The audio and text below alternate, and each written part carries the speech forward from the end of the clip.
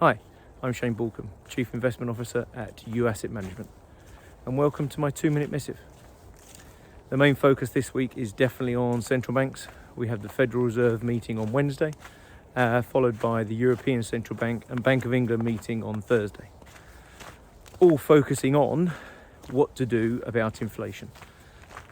Now, that was the decisions at the beginning of the year, and inflation is going to be the main issue at the end of this year.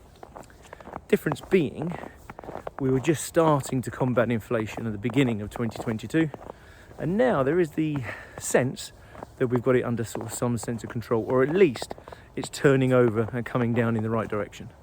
So it'll be interesting to see what policy decisions are going to be made by the central banks, and more importantly, the rhetoric around that.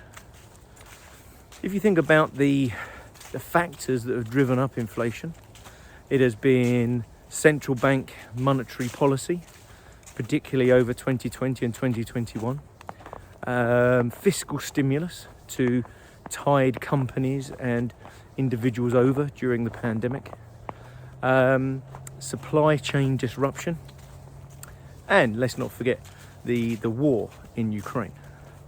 Now, of those elements, you can see that central banks have began and aggressively unwinding their monetary policy stance.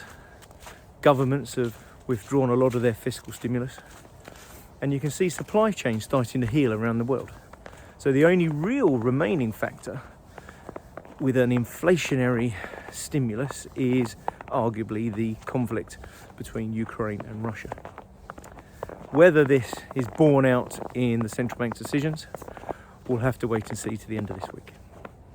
I'd like to take this opportunity to say Happy Christmas and have a safe New Year. These views are my own, and before taking any advice, please seek your financial advisor. Thank you.